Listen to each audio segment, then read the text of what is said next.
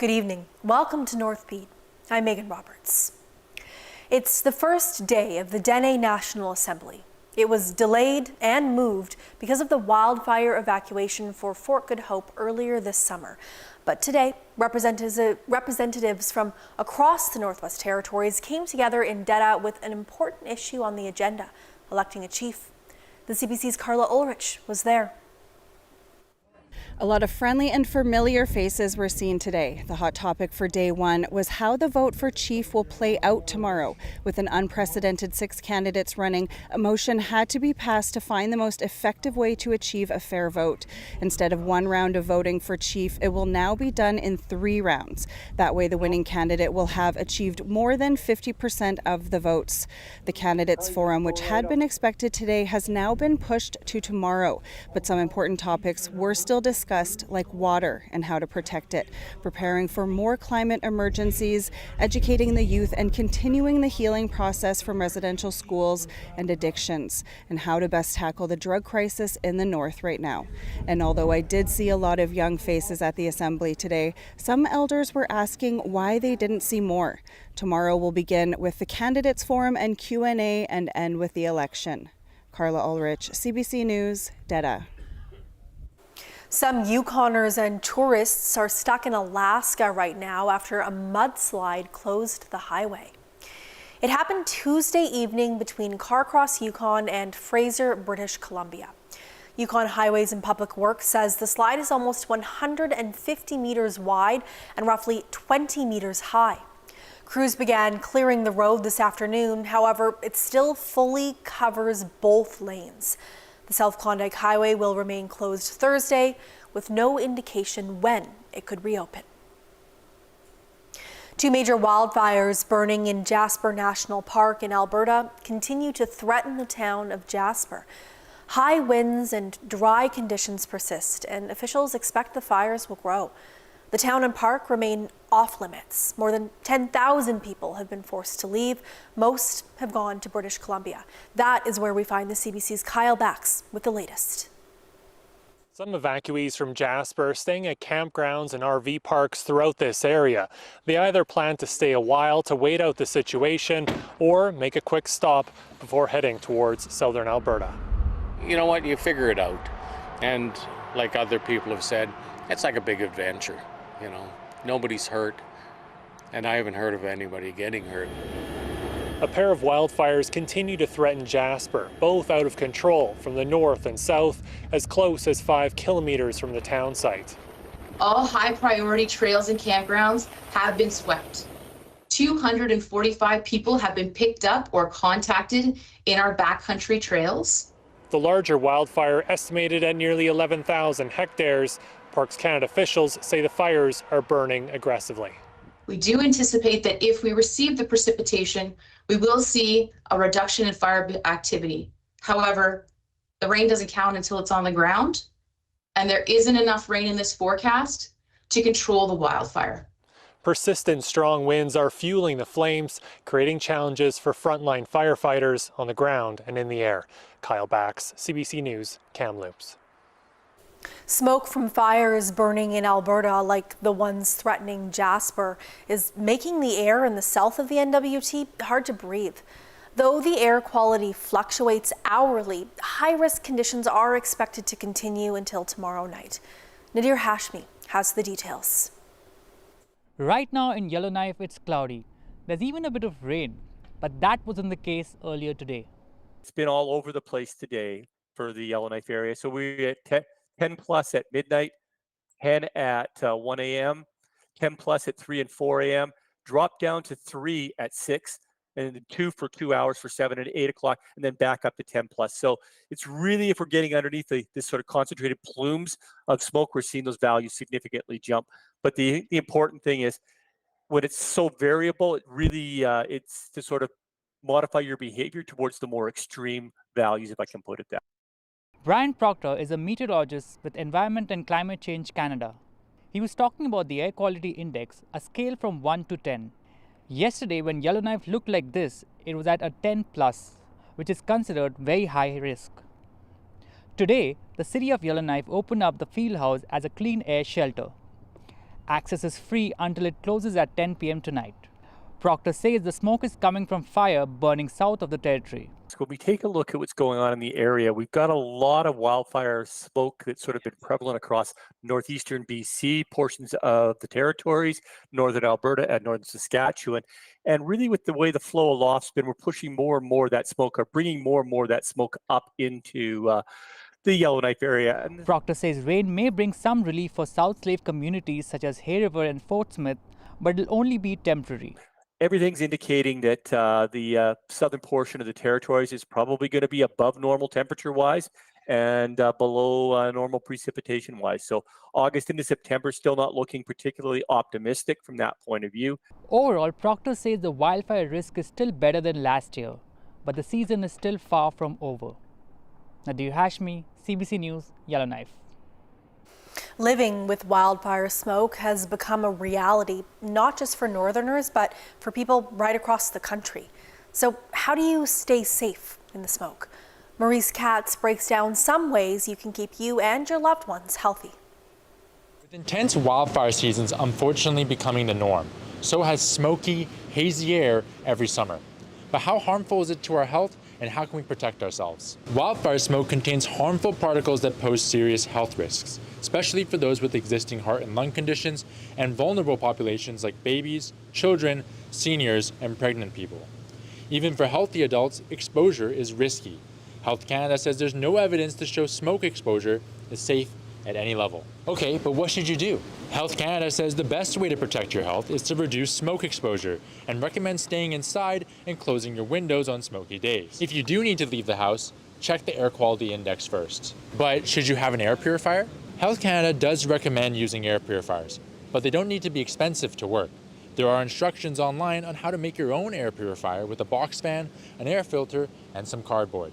What about wearing a mask outside? Will that help? If you do have to spend time outside, Health Canada recommends a well-fitted N95 or equivalent respirator-type mask, but warns that the mask filters out the fine particles, but not other gases from the smoke. But what about our mental health? In some places near extreme wildfires, heavy smoke-filled air can last days and even weeks. Officials acknowledge that can really chip away at your mental well-being. A study with 30 residents in Yellowknife, which experiences wildfires every year, showed the decrease in physical activity and being outside in nature was making people anxious and irritable. Health Canada says eating well, getting enough sleep, and keeping in touch with your friends and family can help ease some of the stress and anxiety from wildfire smoke. Maurice Katz, CBC News, Vancouver. The Northwest Territories is suggesting updates to its water agreement with Alberta. If accepted, the updates would keep the territory better informed about oil sands developments leaking into its waterways. Right now, the NWT relies on Alberta to notify it of any leaks or spills that might cause harm to the waterways. The territory now wants to be notified of any spill that meets a certain volume or spill type. Jason Unger says that's a good idea. It should favor kind of a more precautionary approach insofar as the risks may not always be known, so you should disclose those releases in a proactive manner, capturing more things as opposed to kind of evaluating in a strict sense whether there's an ecological impact, which is a tough thing to assess. The NWT proposed those updates in April. It's still waiting on a full response from Alberta. Michael Miltenberger was the NWT Environment Minister when the water agreement was signed. He says the wait for a response could be for any number of reasons, but when one government wants to do something and the other one doesn't, if in the case with land claims, they don't want to settle, they just rag the puck. The government of Alberta did not respond to the CBC's questions about whether it had concerns with the proposal or whether it had a timeline for its response. Canadian North unveiled its new flight simulator in Edmonton last week. The company says it's meant to test both new and experienced pilots, but the airline's director of Inuit employment says finding pilots to use the new simulator will be difficult. TJ Deer explains why. Despite its flashy unveiling, Canadian North's new flight simulator is meant to be scary for pilots using it. Gerald Scottapel is the airline's chief Boeing 737 pilot. He says it can simulate everything a real plane does. We get data from Boeing that actually was tested within a Boeing aircraft so that it has the same feel. So when they replicate it, it's identical to what the airplane is actually flying in the air. The simulator was provided by aerospace company CAE Incorporated. Pascal Alpha is their global head of diversity, equity, inclusion, and indigenous relations. She stressed the need for pilots from underrepresented groups. We need to attract more indigenous people as well to choose aviation as a career. And that's what we're trying to do. We're bringing more awareness to this great careers in aviation. But for all that awareness, potential Inuit pilots still face barriers. Jason Killebuck is Canadian North's Director of Inuit Employment and Talent Strategies. He says there are two main obstacles Inuit face. Needing the education in math seems to be the biggest trouble they face. And the other big one is needing to have a driver's license. Killebuck says the Math 30-2 course is only taught at Inukshuk High School in Iqaluit. He hopes the course will be taught in other schools in the territory. Killebuck also says they're working on extending their training program to 4 years instead of 2. While Canadian North pays for the trainees' housing and expenses, there's still a lot of work needed to fix the shortage. TJ Deer, CBC News, Iqaluit. The Canadian women's soccer team is at the center of a scandal in Paris over allegations of spying on a rival Olympic team. 2 staff members are accused of using a drone to record practice sessions by the New Zealand team. The CBC's Sarah Levitt reports. They're the reigning gold medalists, here to defend that title. But Canada's women's soccer team will now do that under a cloud of scandal. Well, we discovered a fair bit in the course of a very short period of time. A member of the team's coaching squad, analyst Joseph Lombardi, arrested, charged, and sent home after admitting to flying a drone over New Zealand's training sessions to learn their tactics. Shocked, disappointed, but I throw a few other emotions in there too.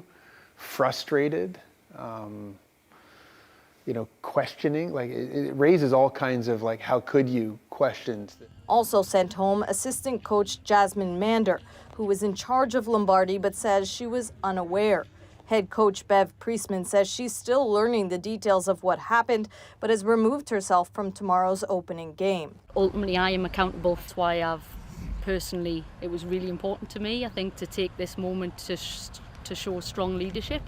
Canada Soccer, the International Olympic Committee, and FIFA say they're investigating. For the New Zealand team, this is a distraction. We're controlling what we can control, and overwhelming sort of feeling of disappointment, and I know the players are feeling the same. The question for many is, why did this happen? According to FIFA, Canada is currently ranked 8th in the world, New Zealand 28th. It's a little bit of a mystery, isn't it? Maya Jackman is retired, considered one of New Zealand's all-time greatest female footballers. She knows Priestman well. I would not think that this was something she would condone or be a part of. She's a great coach, and she can coach without having to cheat.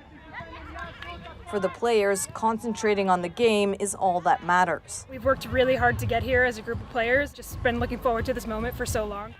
As the team tried to do just that at practice today, assistant coach Jasmine Mander was walking off the field, a solitary walk, before being driven off.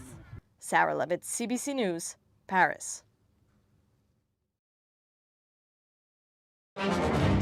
Does public transit really need more police officers? And so this is it. Welcome to the Greenbelt. It is now believed that Titan was destroyed. It makes sense that they get a larger share, or does it? All of this, just single detached homes. Yes. What do we know? How is that even possible? Well, with a little bit of help, I think we can explain it. About that with Andrew Chang. Watch free on CBC Gem. When we see Team Canada on the world stage, we're witnessing pure greatness. What we don't see is their struggle. We don't see Maggie McNeil navigating her anxiety, Shea Gilgeous-Alexander getting cut from his high school team, or Ellie Black hearing she's just too old to compete. What we don't see makes us who we are. We're all bravely facing the odds in our lives, and our bravery is our victory.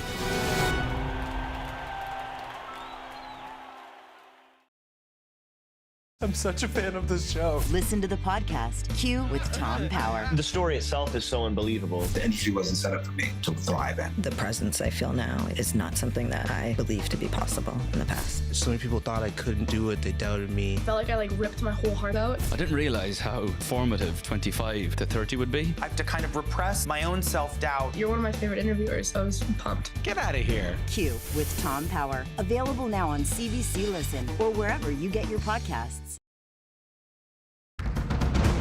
This is unbelievable. The heart and soul of any city is best served on a plate. Très bon, merci.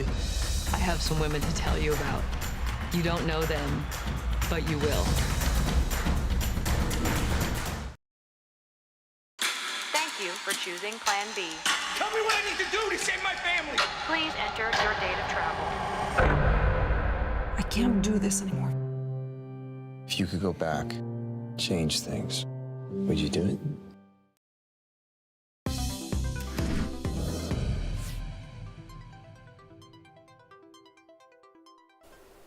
The Bank of Canada has cut its interest rate once again for a second straight month, bringing it to 4.5%. As Paula Duhotchuk tells us, it's a move many Canadians have been waiting for. That is the most important thing. Amy Grimble wants to buy a house in her neighborhood. After years of renting, she thinks she might finally be able to afford it. Through COVID, with inflation and grocery prices and everything, there was just no opportunity for us to really save. But, you know, obviously with the recent interest rate changes, there's been a little bit more hope. That hope, as the Bank of Canada cut its key interest rate by 25 basis points to 4.5%, its second consecutive cut, this one coming after June inflation dipped to 2.7%. Broad-based price pressures are easing, and we are increasingly confident that the ingredients are now in place to bring inflation back to the 2% target. The bank is confident it can now lower interest rates without driving inflation back up, potentially bringing some relief for Canadians. They'll have more money in their pocket because the bank, again, reducing rates reduces your interest on your credit cards and it reduces interest on variable mortgages. Still, with this latest rate cut, a new question emerges. Okay, so you want to know where interest rates are going.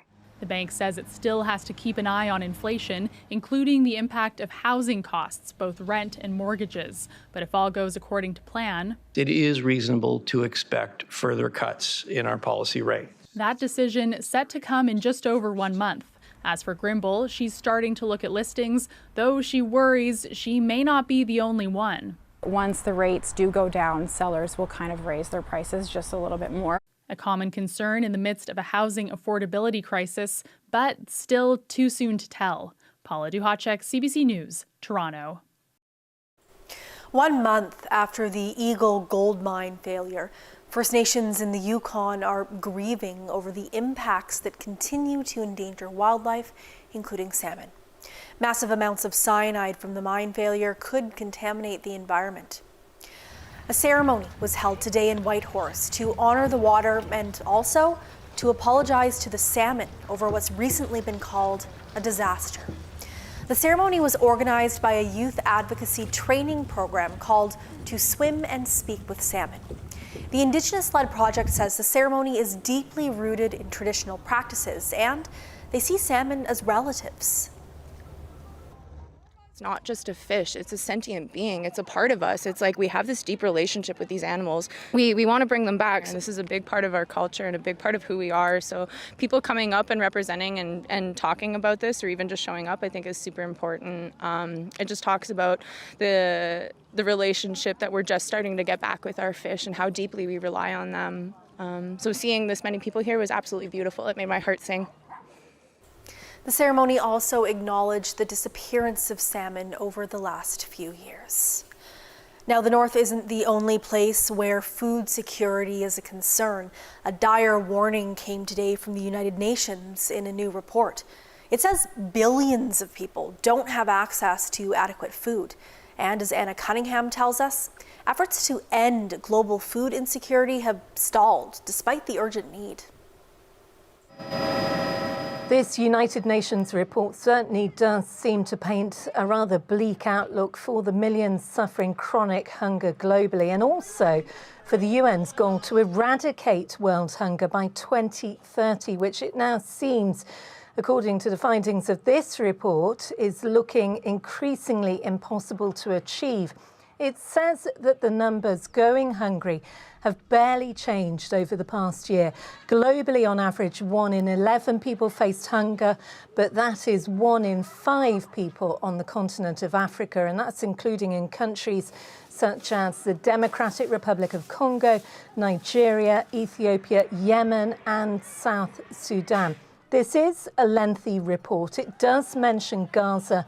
It quotes the World Food Programme's global report on food crisis for this year, saying that 100% of the population in the Gaza Strip faced high levels of food insecurity. Now, earlier this month, we did hear from a group of independent UN experts who declared that famine has now spread through the Gaza Strip. This report also says that Afghanistan and Haiti have populations facing high levels of food insecurity. Now the situation is very challenging. We are in a worse situation today than 9 years ago when we were launching this goal to eradicate hunger by 2030. And because the world has changed, we have climate change, we have conflict, we have economic crises, we have rising inequalities. Now, in terms of why so many people globally face hunger, the report says there are 3 factors at play. They are conflict, extreme climate, and the economy, all adding to more people being exposed to hunger and food insecurity. The UN says the real key to ending hunger will come with improved financing for countries that need the most help. Anna Cunningham, CBC News, London. A public hearing at Iqaluit City Hall yesterday highlighted concerns about redesignating green space to allow for more development. Now, the goal is to eventually build more single-family homes. Residents raised worries about losing access to green space, overcrowding, and having their snowmobile or ATV trails affected. Kyle Shepard is a city councillor in Iqaluit. He says he's confident most concerns raised by residents will be addressed as the project progresses. But he adds there is a dire need to create more housing in Iqaluit. There's nothing we can do to develop enough housing at this stage. And for the families in our city who are here now and those who will move here eventually, the provision of that housing is more important to me than the concerns that were raised tonight. The bylaw amendments to allow development passed a second reading. The goal is to have an Inuit firm develop the area. It still needs to pass a third reading, though, before being implemented. It's one of hockey's greatest traditions. Every summer, each player on the Stanley Cup winning team gets their own day with the trophy, and they can take it wherever they want. Today, Florida Panthers defenseman Brandon Montour took the cup to his hometown in Six Nations, Ontario. The CBC's Greg Ross has more.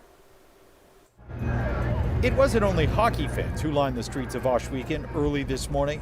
People from all over Six Nations and southern Ontario, for that matter, came to this tiny community today to celebrate a very special visitor. We get to see the Stanley Cup. While many were in awe of what is often referred to as the world's greatest trophy, today was really about pride, because the man bringing the Stanley Cup here is one of their own, Brandon Montour. It's cool because he won the Stanley Cup and it's really hard to win. It's pretty cool and something that I want to do. Montour was just as proud to be able to bring the cup home. I mean, you can't really describe how it feels, but very grateful and obviously honored to kind of be in the position I'm in, and obviously to win at this level, you can't beat it. I was a kid once, and I grew up obviously idolizing, players, not just hockey but lacrosse, and I think when you have one of your own or somebody that's close to you, even if you don't know me, reach this level, and especially like a day today, it's just a bonus for any kid growing up. Montour had hoped to bring the cup here last summer, but his Panthers lost in the Stanley Cup final to the Vegas Golden Knights. Still, many of the people that were here today came out last year as well when Montour came home after losing to show their appreciation. Losing last year coming, and then we had that community hall and seeing how many people were supportive of that, and then obviously luckily enough being in the spot of going back and winning this time. And that made sharing the cup with the people of Ohsweken today just a little sweeter. Greg Ross, CBC News. Canada's flag bearers for the Paris Olympics opening ceremony will be Andre DeGrasse and Maud Sharon. I don't have enough words to explain how I feel. I don't know enough words in English to explain how I feel. It's such an honor. I'm pumped up to be able to have this opportunity to, lead my fellow teammates and, all my Canada athletes and everybody just into the opening ceremony. DeGrasse is a 6-time medalist and sprinter, and Sharon is a champion weightlifter. They'll carry the Canadian flag during Friday's parade in Paris. Team Canada will be among 91 countries moving along a 6-kilometer route on boats through the River Seine. Live coverage of the opening ceremony this Friday will air on CBC TV and stream on CBC Gem and cbcsports.ca. Northbeat will also be airing at a different time while the Olympics are underway. Starting on Friday, our show will begin at 6:15 p.m. Eastern, 4:15 p.m. Mountain, and 3:15 p.m. Yukon right after Igalak. And that'll continue for the entirety of the Olympics. Now, let's take a look at the weather.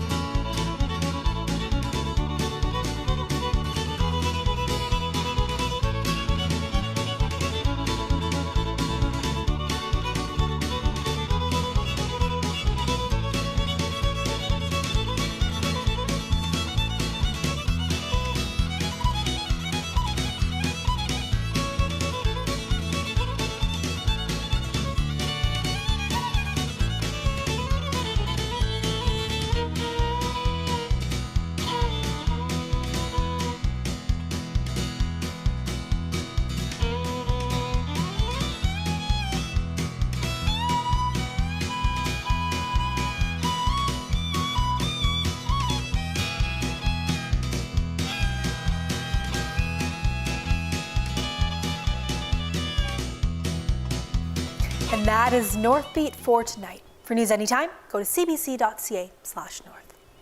Thank you for watching. I'm Megan Roberts. Have a good night.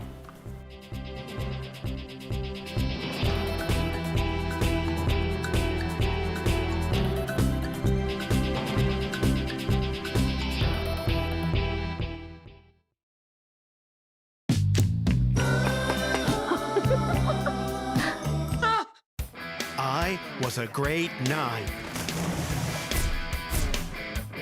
Mr. Critch, you need glasses. Glasses? No, I just think the chalk is just a little soft. One of these days we're gonna have to grow up. But today is not that day. I don't want us to get older either. Son of a Critch. Watch free on CBC Gem. I did not know what my future would look like. The industry wasn't set up for me to thrive in. I didn't realize how formative 25 to 30 would be. I was so excited when they said I got to do an interview with you. Q with Tom Power. Available now on CBC Listen or wherever you get your podcasts. So you want to watch CBC News Explore, a new kind of news channel. Here's how to find us. We're on the CBC News app, on CBC Gem, and on your smart TV. Stream anytime. It's always free. CBC News Explore. People dream of seeing the world, but I'm here to eat it. I genuinely love you. I'm here to show you the 12 dishes that define the city. Très bon. Merci.